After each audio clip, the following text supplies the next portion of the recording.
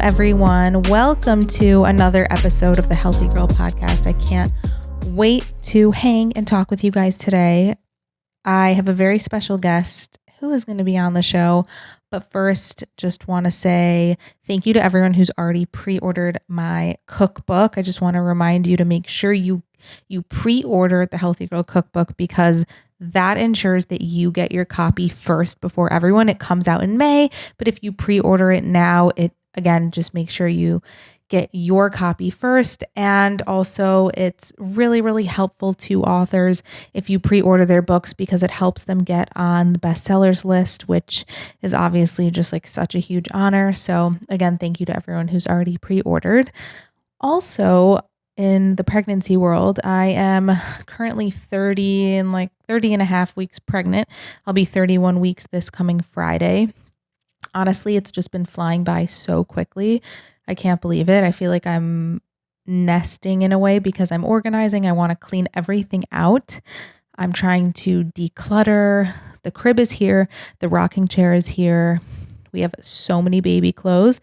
We're waiting on the dresser, which I'm so excited for because I just want to get the whole thing organized and get it done. Because now that I'm in my third trimester, I can feel myself getting really tired, and I know I'm only going to get more tired. So I just want to get everything done in advance as best that I can.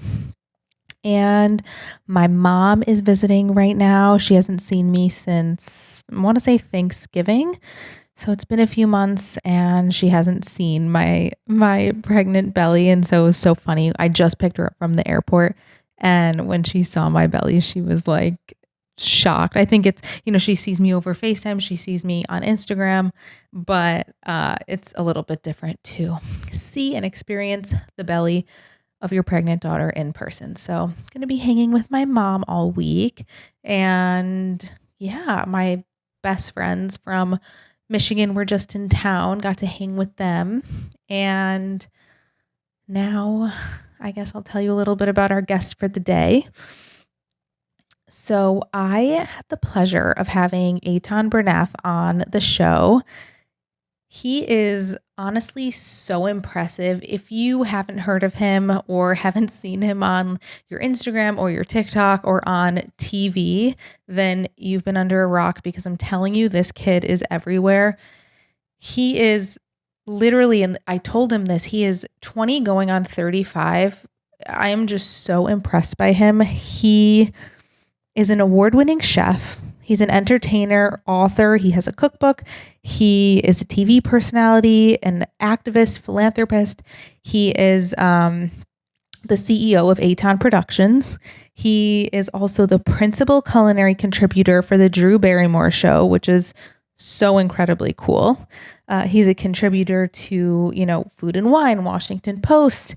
And we talked a little bit about this, kind of in the beginning of the episode, but he basically had his first taste of stardom when he was on Chopped on Food Network at only 11 years old. I think he was the youngest Chopped contestant ever. He successfully runs his business at only 20.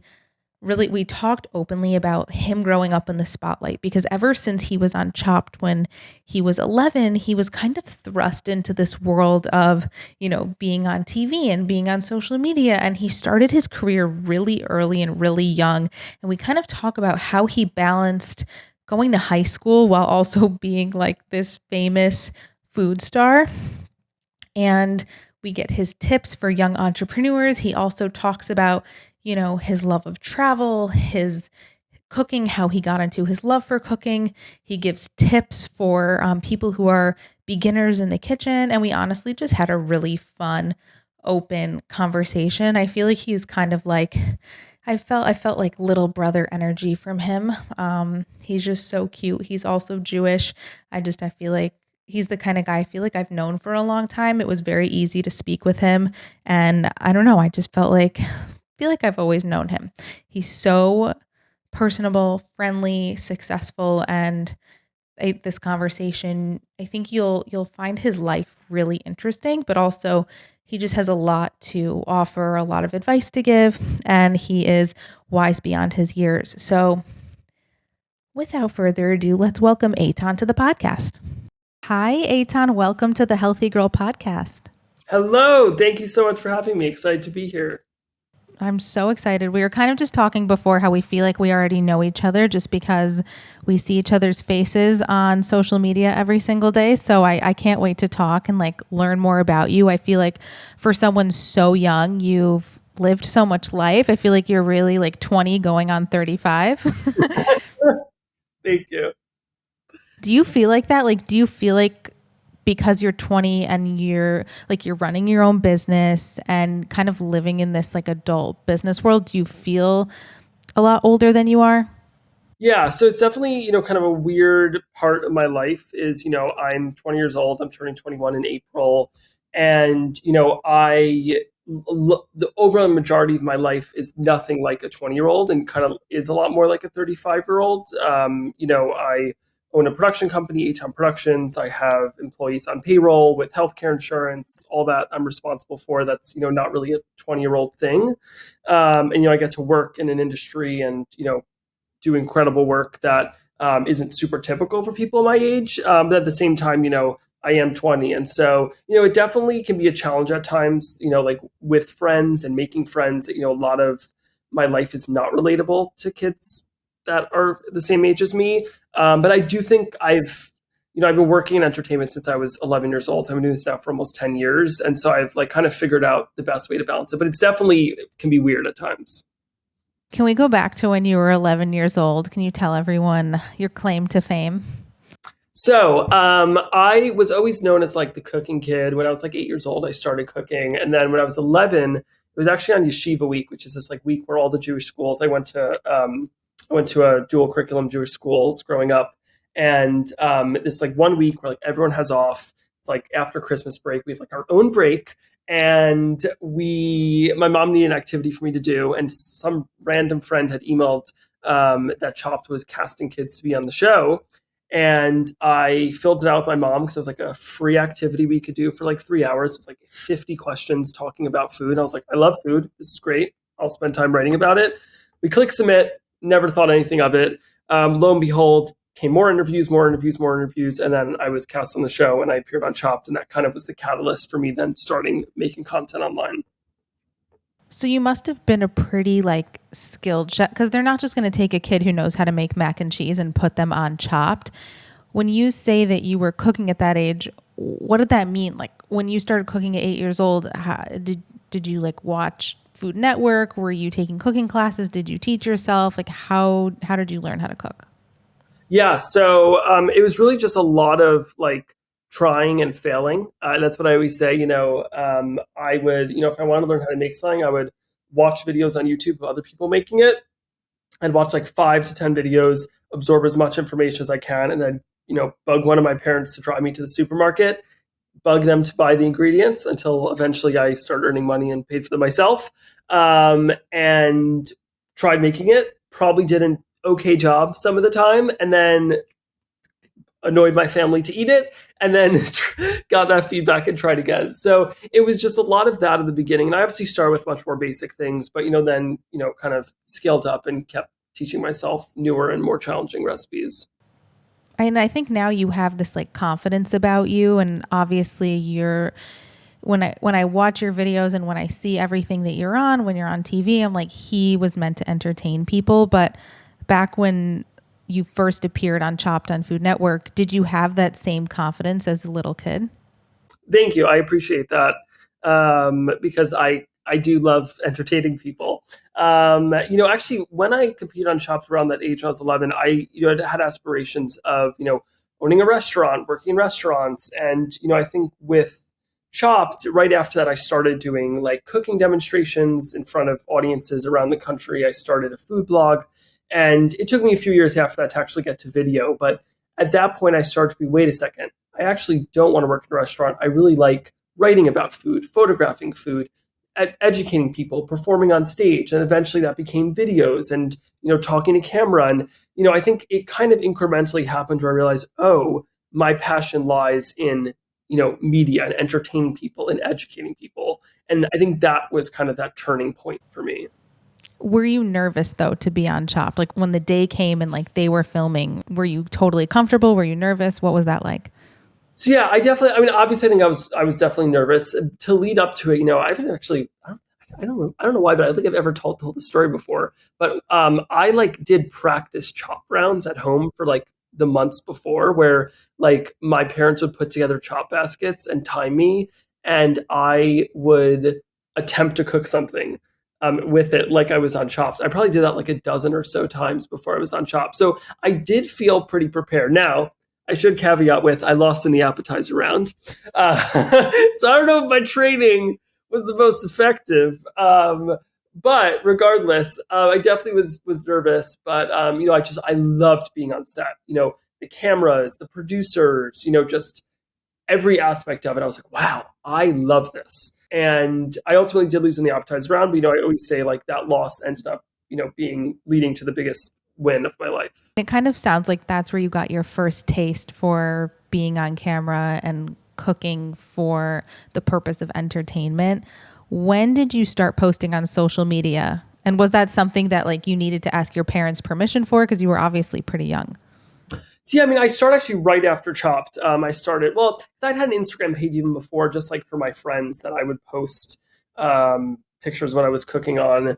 And after Chopped, all of a sudden people started following me, and like it wasn't just my friends; it was these people who had seen me on TV, and so that kind of started to build up. And then I kept doing it. I realized, oh, okay, there's now all these people that care what I'm cooking.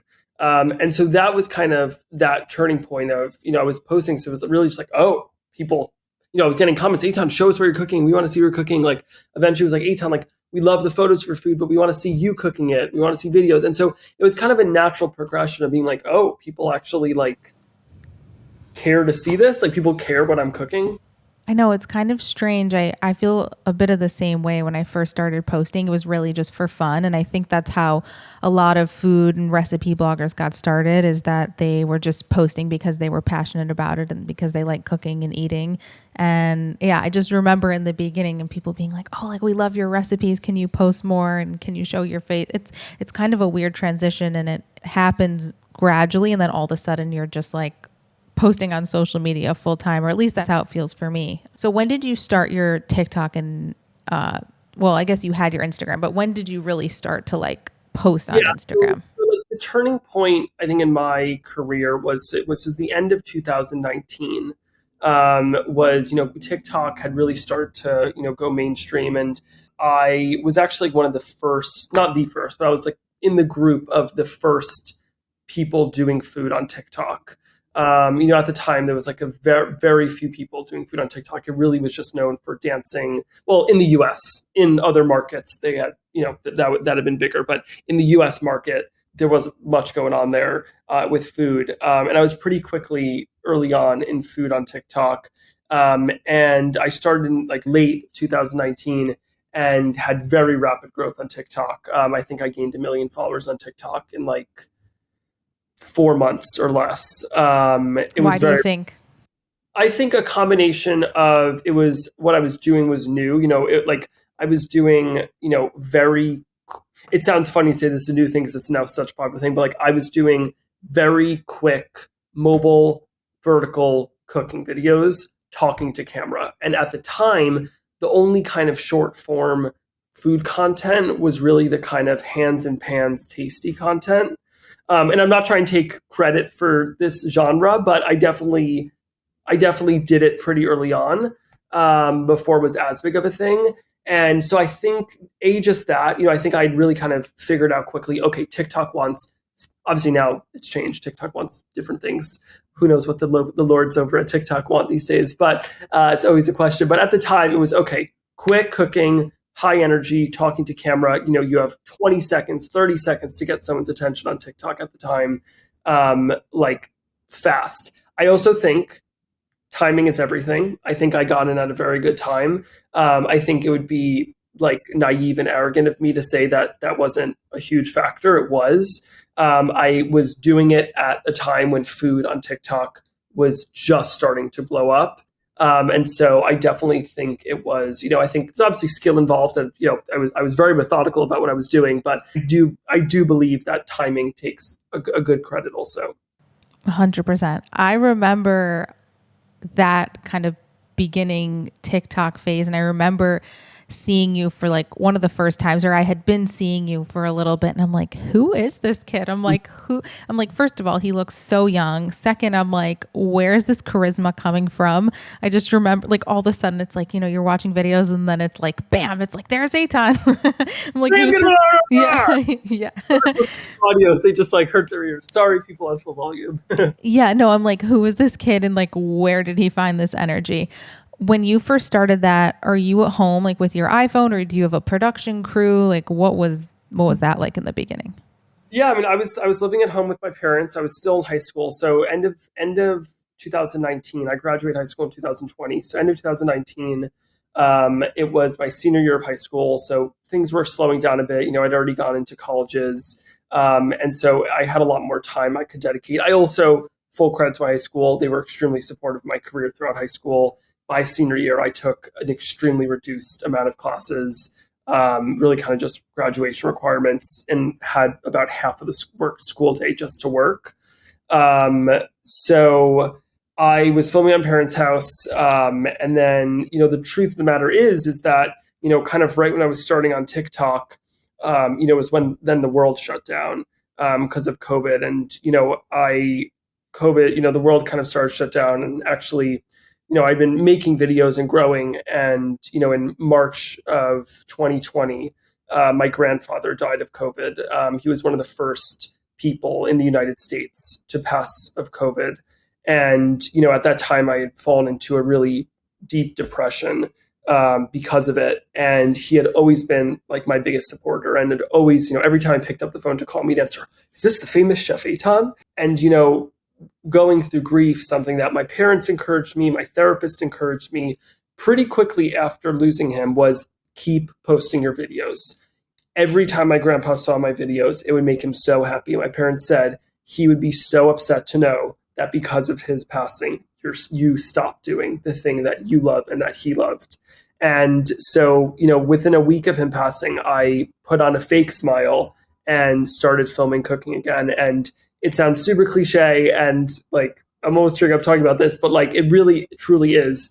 I kind of had a new sense of motivation of like, I'm doing this, despite how, the depression I was going through, I'm doing this in honor of my grandpa, and because I know it's what he'd want me to do. And I think that sense of motivation and being stuck at home, I was posting and filming constantly in my parents' kitchen, almost to the point, not even almost, to the point where I was kind of driving them crazy.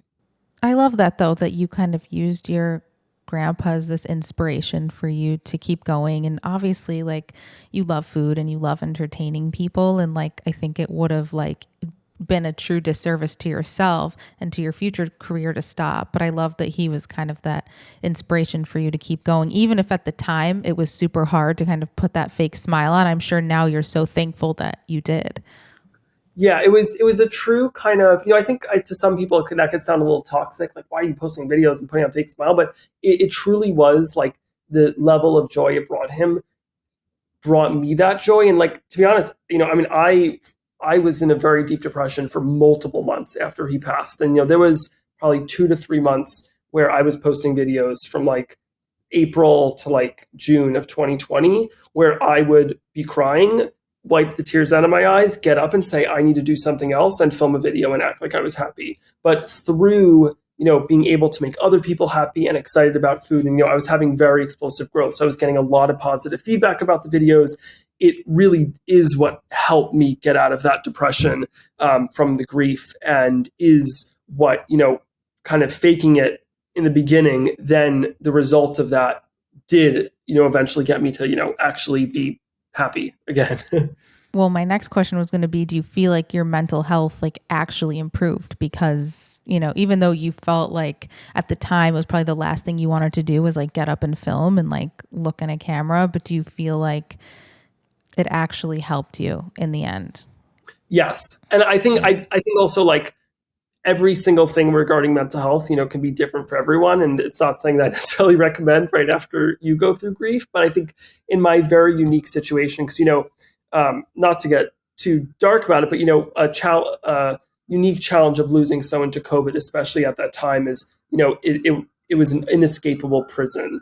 There's nothing about life in 2020 that didn't constantly remind you of COVID. You go to the grocery store, everyone's wearing masks. There's the plexiglass dividers. Every single thing, the news, constant reminders of the thing that took the person you loved. And so to be able to really distract myself and have something that I can do that had nothing to do with COVID and just had to do with cooking and doing the thing I loved, really did help me. And, I'm so grateful that that's how I chose to, help myself. Obviously I did other things. Like I am very open about how important therapy is and how much it's helped me. I had a grief therapist for a very long time. I eventually took a little break. I've had another therapist since then. I do therapy, and I think that, obviously therapy is important, but, there's other work you have to do outside your life. And it really did, I think, was a big factor. And shortly after that, a few months later, actually, I moved out. And that's, when my business had grown to the point where I was financially independent completely and, moved to New York City by myself. Okay. So I want to circle back for a second because you said this was, kind of at the tail end of high school and your school's like being very nice to you and accommodating and letting you like work while you're trying to finish up your senior year. What did your friends think about all this?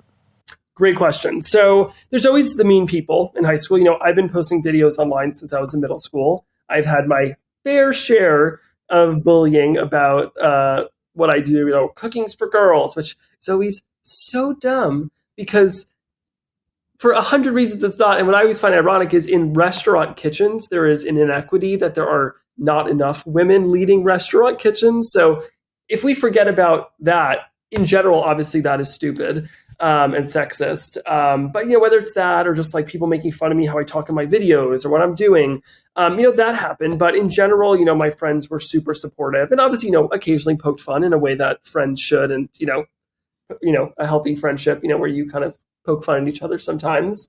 But my friends were super supportive and, really excited for me. And, they sometimes join into my videos. And I think though, at the same time, like they weren't fazed by it in a way of like, I always say I understand how, looking at a celebrity like a Justin Bieber who, came up when he was a teenager and, kind of had a phase where he went a little bit crazy and, had too big of a head.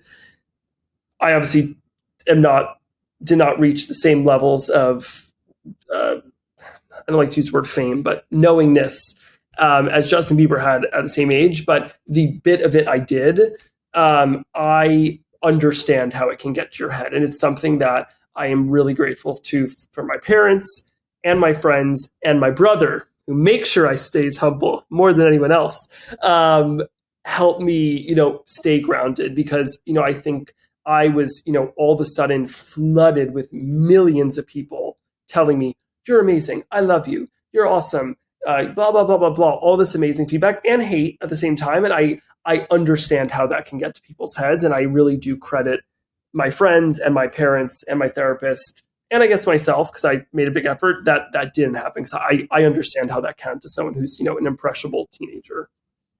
And did you ever have FOMO from things that your friends were doing that maybe you weren't doing because you were working, or maybe even like the college experience? Like, how did you navigate that? Yeah, very much. I have always kind of been a workaholic. So, my schedule during high school was, every morning, I had to leave the school around like 7:15 every morning. So I'd wake up every morning at 6. I would do like 45 minutes of work.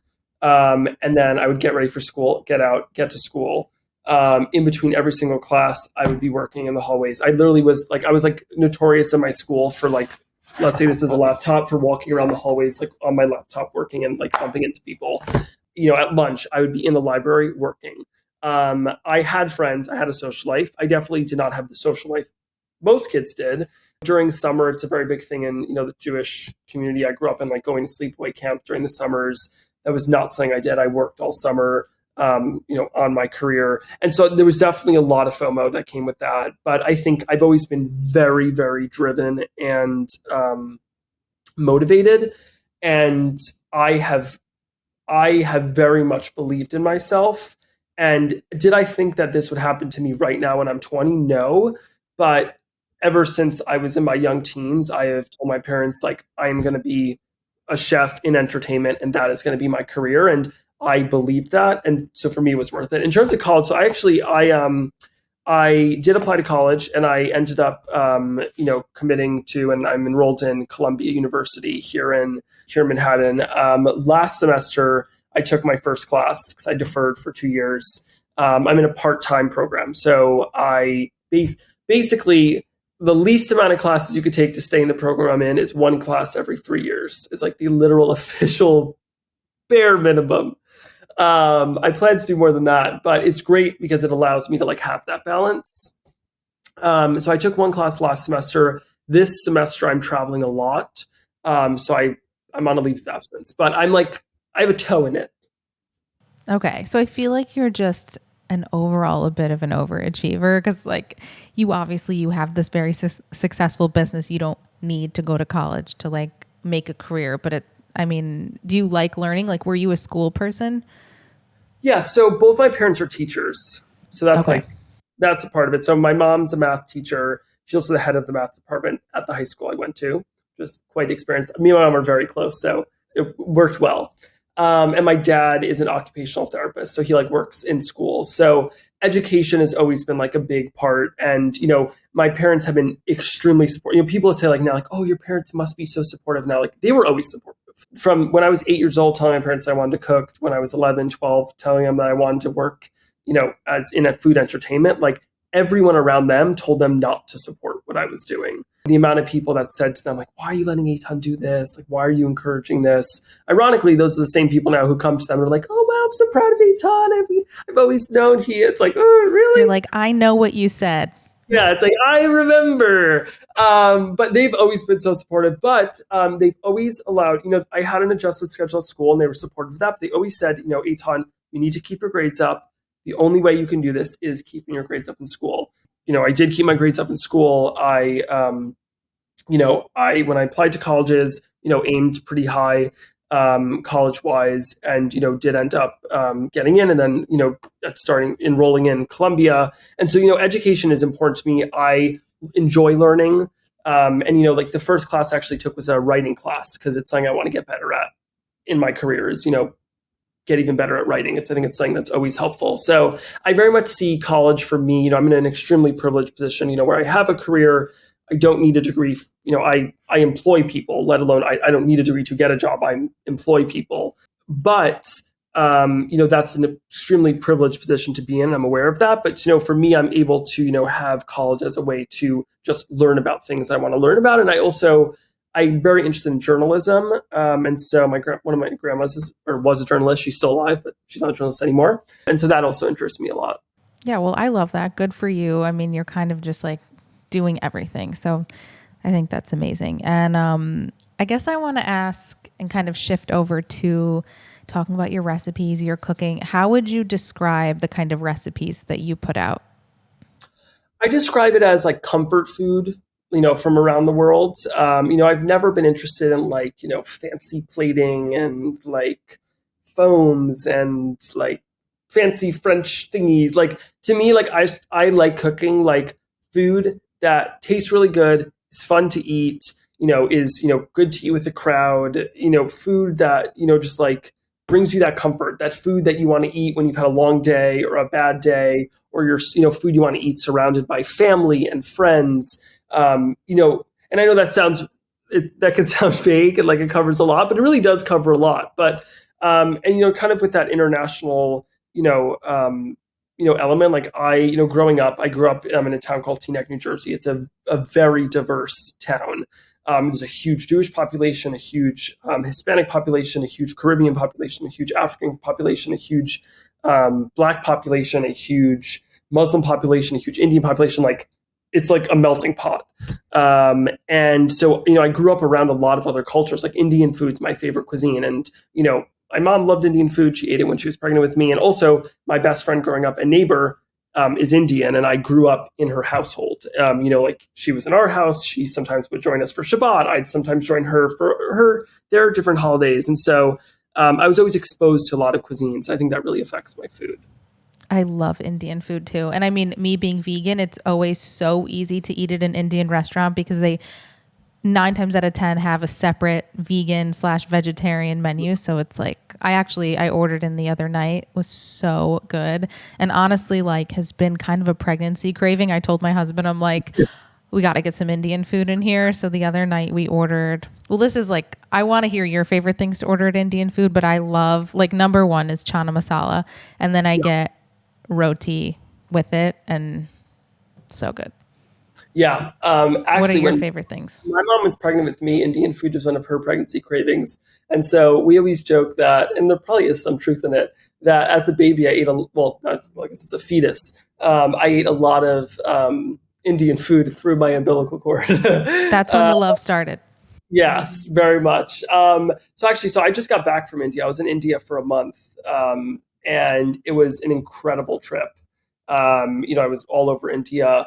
Indian food is so vast. And that was like saying, here in the US, like the Indian food, like, especially like I live, living in New York, like you have access to very good Indian food in New York. But it's still in the US, like it's like not even 1% of Indian cuisine is represented in the US. Right. There's so many different like sub parts in all different places. And like when you're in India, if you talk to someone in India who's enthusiastic about food, which is almost everyone, they're a very food-centric culture, which I love. I'm Jewish. We're Jewish. We also are very food-centric. It's like people kept telling me in India, as they said, every 10 kilometers you go, there's another cuisine. And it's very true. The food I ate in Mumbai was nothing like the food I ate in Rajasthan, which was nothing like the food I ate in Goa. A lot of people in the US, think of Indian food very much as like a monolith, but there are more cuisines in India than you can count. My favorite thing, just like if I'm ordering like in the US, just like, good Indian food here. I love Saag paneer is always like one of my favorites. So good. Saag paneer, paneer makhni, which is like the butter paneer, which is like the tomato and onion based gravy. I love garlic naan. I love making roti and garlic naan. I make roti for myself. The other thing that people don't get is a lot of times, like when I say I love Indian food, like I eat Indian food, I would say minimum 5 days a week. I eat Indian food. Actually? Yes. Like people think I'm joking, but like I usually on the weekends, like I love having Indian food for breakfast. So like I usually on the weekends will cook like a big batch of 1 or 2 Indian dishes, and I'll make some roti or naan, and I'll just keep it in the fridge and then like warm it up in the morning. So I don't have time in the morning to like make it from scratch. And I will eat like roti or naan with whatever curry I made that week for breakfast almost every day. And then for dinner, I would say at least 2 nights a week I eat Indian food on top of that. So you're like a savory for breakfast kind of guy.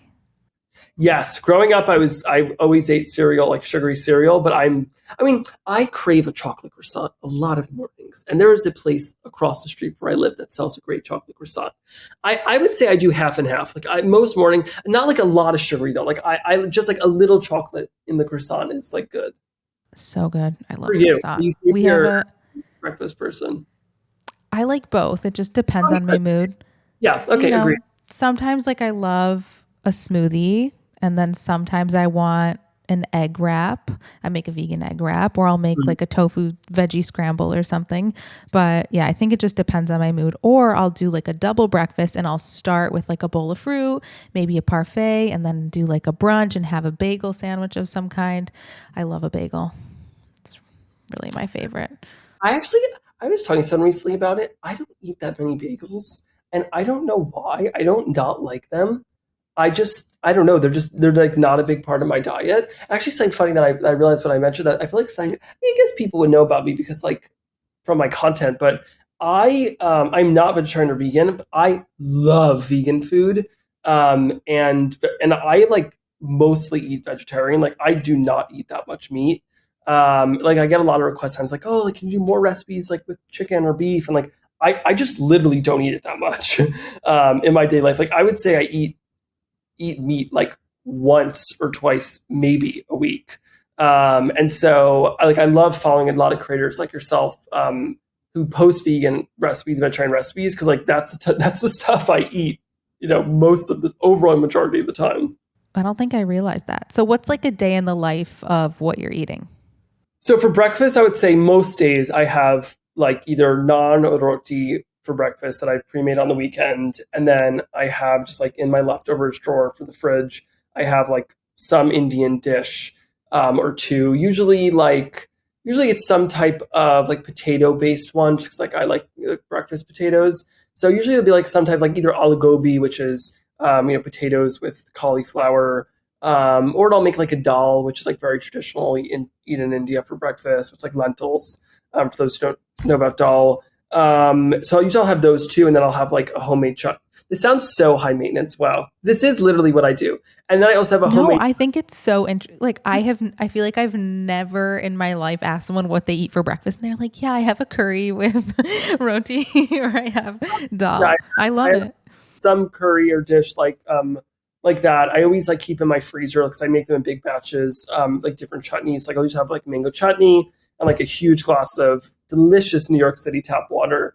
So that's usually my breakfast. Huge snacker throughout the day. I mean, filming cooking videos is my job, so I'm constantly cooking food and eating it. For lunch, we just kind of do like family meals. So, my production team and I work out of my apartment, and so we film. Like people always ask, like, oh, like, wow, you probably film a lot of videos. Like I film every day, all day long. I film videos from either 7 or 8 a.m. until 5 or 6 p.m. 5 days a week, every single day. It's a lot of work. Yeah, I film a lot, and I work a lot because I then also have the whole rest of my job that I do outside. Well, I do in between videos and while things are cooking, but mostly outside. So usually for lunch, like I actually eat we do a lot of like big salads for lunch. Like I love a hot salad, like with like roasted veg, grains, stuff like that. I tried a lot of vegetables at lunch. When I was younger, I was pickier. I did not eat as many vegetables, but I eat like usually a lot of vegetables at lunch. And then for dinner, I live in New York City, usually go out to eat. I'd say half nights a week, I try to eat out and like try food. And, and also like it's part of my job. Like I make videos when I'm out. I'm always trying to learn more about food. And then the other half of nights, I'll cook myself either like Italian food, Mexican food, a lot of Indian food. But yeah, I would say probably like 6 to 10 meals a week I eat are Indian food. And what was your favorite thing that you ate in India? Like number one favorite thing, wish you could eat it every day. Yes. Okay. I would do bad things to be able to eat the Indian, I think it's like a Gujarat thali. It's a specific like cuisine and region, Gujarat. I might be mispronouncing that or saying it wrong, but it was in Mumbai. It was this restaurant I went to. It was a vegetarian restaurant.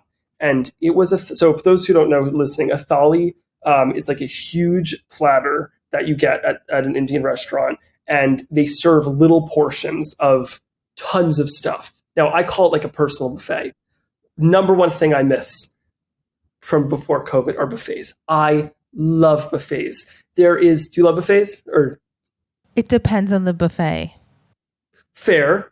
For me, the satisfaction of eating more that more is worth than you paid for the buffet is a challenge in my family that we just, it's like we love. Totally. See, for me, I find that I can't eat enough to make it worth it. Yeah. It was never really my thing to go to like I'm not trying to sound high maintenance or anything, but like I like a higher end buffet. Like there's this buffet here that's like all you can eat sushi and like, but it's like it's like really good sushi, and they have like a stir fry station. It's so good, but it's pretty expensive per person. And I feel like I can't eat enough to make it worth it. So I'm like, I could have just ordered sushi and paid less.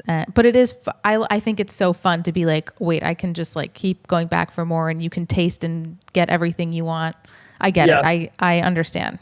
Yeah. So at this restaurant, it was this huge thali. I made a video about it, and I would say there were like 30 to 40 different food items on this thali, like different, like different gravy-based dishes, drier dishes, like 4 types of bread, 3 types of crackers, different types of chutneys and pickles and rice dishes. It was like almost overwhelming. And then the I would love that. Yeah, when you finish eating something, they magically come over and refill it. So and then there, and also in India, obviously, just with the value of money is different and their money is worth in a different way. And like the whole meal ended up being like $5 a person. That's crazy. Yeah, and so obviously that's also just like a cost of living is different in India, but that meal, it was just everything was so good, and there was so many options. It was a meal that I just was eating, and I was like, I wish I could, like, I always joked when I was younger, I'd be like my parents, I was like, I wish I had another stomach. I wish I was a cow. In that moment, I was like, I wish I was a cow and I had multiple other stomachs to direct this food into. I often say the same thing. Even now, like not even little, I'm like, I wish I could just like reset my body so I could be hungry again and not be full and enjoy it for a second time. Oh my God. I was in last year in Rome, and we went to this thing, and we went to Pompeii, and they showed this house, and they showed us this room. We're like, oh, what's this room? She's like, oh, that's a vomitorium. And we're like, what's that? And they're like, oh, after when they'd have big feasts, they would then make themselves vomit and then keep eating, which is an awful thing to do, not a healthy thing to do whatsoever. But when I heard that, I was like, I was laughing in my head because I was like, there are times when I'm eating where I'm like, wow, I wish I could just, empty my stomach and eat more. Do not do that. I do not recommend or condone. Oh, I do condone that. I understand the concept. That. It only happens to a true foodie, though. Yeah, but it's that the same vein of being like, wow, I wish I had more capacity. So let's say someone is just starting to get into cooking, or they want to cook more, they see your videos. What are maybe 3 cooking tips you have for someone just starting out? First thing that I always say is start with cooking food you like. It's something that I started when I was younger. A lot of times I think when you get into something new like cooking, it can be so easy to be like, well, let me try something new. Don't. Try cooking something when you start that you already like eating. Because chances are, when you're starting out, you're going to make mistakes. Because guess what? I've been cooking for a long time. I make mistakes all the time still. And when I started out, I made even more of them. And so I always recommend start by cooking food you like. Don't give in to the temptations of being like, oh, now that I'm cooking, I have to try something new.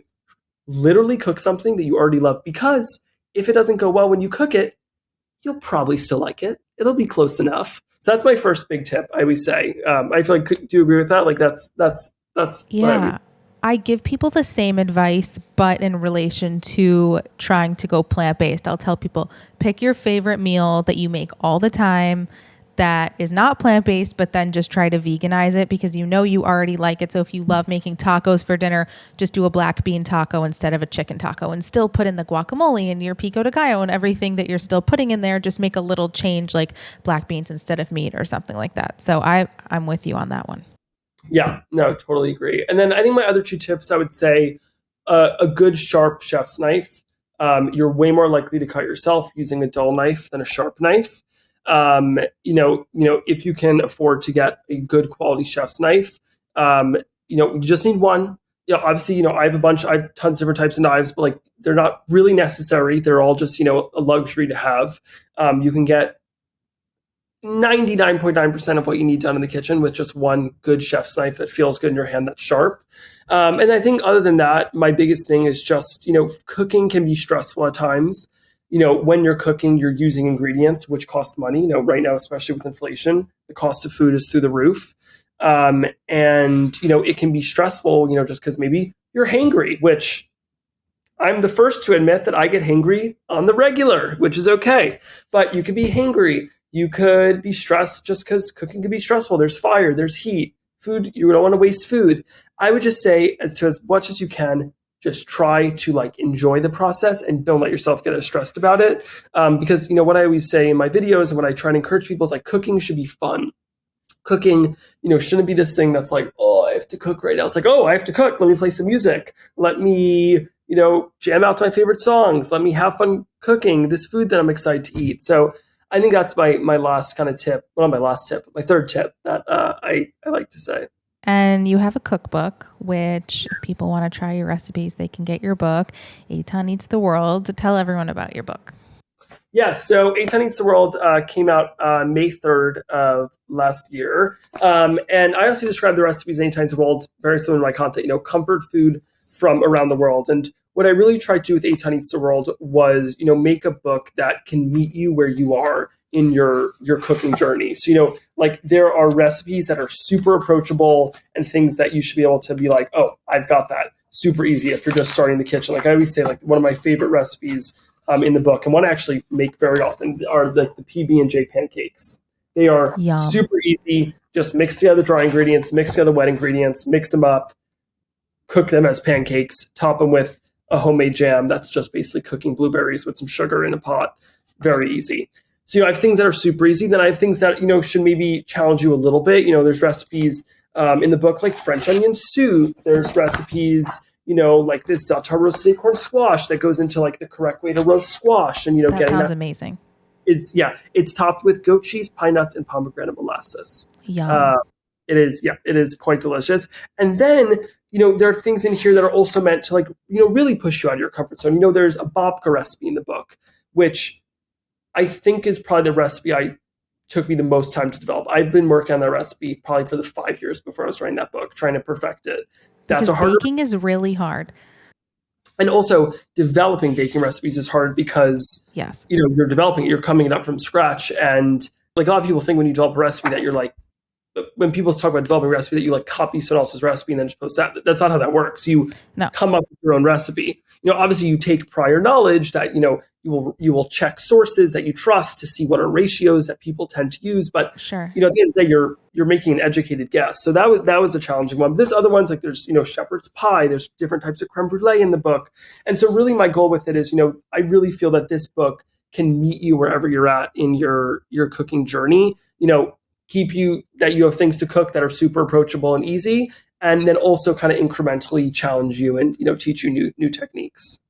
I agree. I feel like with the recipe development, I mean, everyone, I tell me if you get the same thing, but everyone's like, how do you come up with your recipes? Like, where's your inspiration from? And like, how do you do you have to test things a bunch of times? And honestly, when it's a cooking recipe, I don't need to test things a bunch of times just because I've made things in so many different ways that now I kind of know what'll work and what won't. But when it comes to baking, I mean, I like cooking so much more just because it allows for a bit more creative freedom. It's like baking, you have to get it right. It's a science.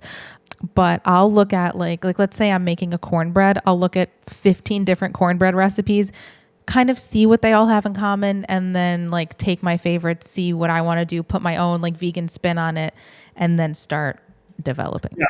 No, that I get asked that a lot. And I mean, and the same thing like you with food, I find that with like regular cooking, also for us, recipe development is our job. So, just like someone who works in, construction, if they need to build something they haven't built before, they have prior knowledge of how to build similar things. And so, in the same vein, the two of us and people like us, we're constantly coming up with new recipes. And, there's, that prior knowledge that, you could just make a very educated guess. A lot of times when developing a recipe, I can just literally open a blank Google Doc, write stuff down, make it, and it's often good enough.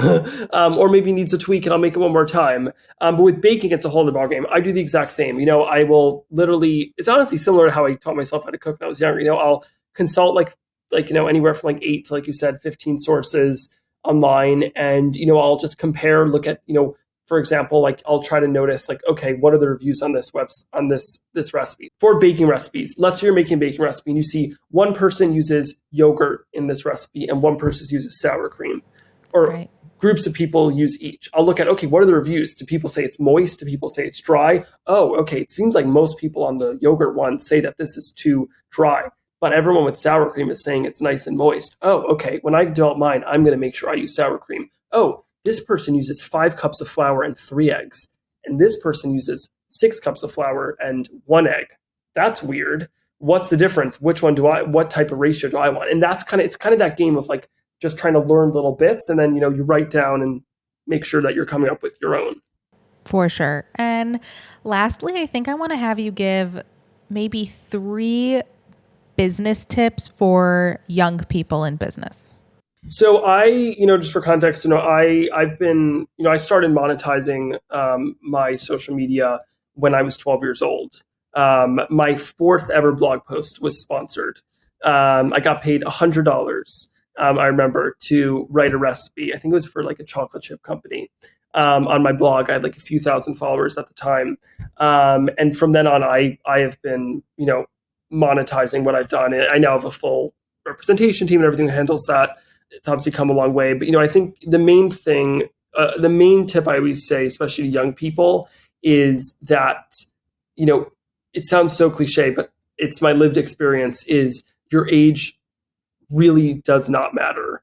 Obviously there are limitations, for example, in the food business, there are a lot of very big food events like Miami or SOBE, Miami Food and Wine Festival, basically a lot of food and wine festivals that I've never been able to go to because I'm under 21. Is that limiting me because of my age? It is. But is that the make or break? No. But truly, I think, if you are confident in your work abilities and you are, work as a professional and you know that the work you do is the same as someone 10 years older than you, having that confidence, and, you will, of course, come across people who will not take you seriously and who will minimize you. But those are not the people you want to work with. And often those are not forward thinkers who are, help advance you in a serious way, which I think is super important. I think also saying that I always say, I also get asked, by especially like peers of mine who now are getting towards the end of college, starting to think about their careers, is that, saving money is very, very, very important. And it's something that my parents always instilled in me. Both my parents are teachers on teacher salaries, and I grew up in a family where, budgeting was a very big part of life. And, a big reason we went to buffets is, $18 buffet for adults, $10 buffet for kids. We could eat a lot of food and have like a big fun meal. So I grew up, very much like that. And it was something my parents always instilled in me is, living below your means and saving. And I think, when you start working as a young person, it can get very exciting when you start earning money, but you really want to make sure you save because you never know what can happen. That's something I always say. And then I think finally, I always say to people who ask me, and put money in retirement. Put money in retirement. I literally have about like 10 to 15% of the money that I've earned that I've already paid taxes on and everything that's in investments in retirement funds. Literally, I had a friend who asked me recently and he said, I'm starting to work, like, any tips? And I was like, take 10% of your money and put it into a retirement fund. If you are young and you put money in a retirement fund now while you're young, my mom's a math teacher, so I like math. The compounding interest on that money, if you start when you're 20 or young, whatever, will be insane by the time you are retiring. So that's a big thing. And I think the final thing that I'll always, try to remind people is balance. I had a lot of periods in my life when I did not have balance. I, worked constantly. I did not have a social life. I don't regret them. They got me to where I am today. And I think there's periods of time when that's okay. But I think one of my biggest themes recently and something that I've worked on with, my therapist is having balance, and that working hard's amazing and working hard's important. But the worst thing you could possibly do is burn out. And having balance, taking care of yourself has a very high ROI from a business standpoint. I love it. And where can everyone find you on social media? Yes, you can find me everywhere on social media, on Instagram, TikTok. Eitan, if you search Eitan, E-I-T-A-N, it is spelled nothing like it sounds. E-I-T-A-N. On some accounts, it's at Eitan. Some accounts, it's at Eitan Bernath. I'm also on the Drew Barrymore Show. I'm the Principal Culinary Contributor on the Drew Barrymore Show. You can catch me on there, wherever it's syndicated near you. You can find Eitan Eats the World everywhere books are sold. That's where you can find me cooking something, eating something, putting on some outfit, something of the sort. Amazing. Thanks, Eitan. This was so fun. Thank you so much for having me. This was so fun to chat. I feel like we could do like a 2-hour long podcast episode. I know. Talk to you soon.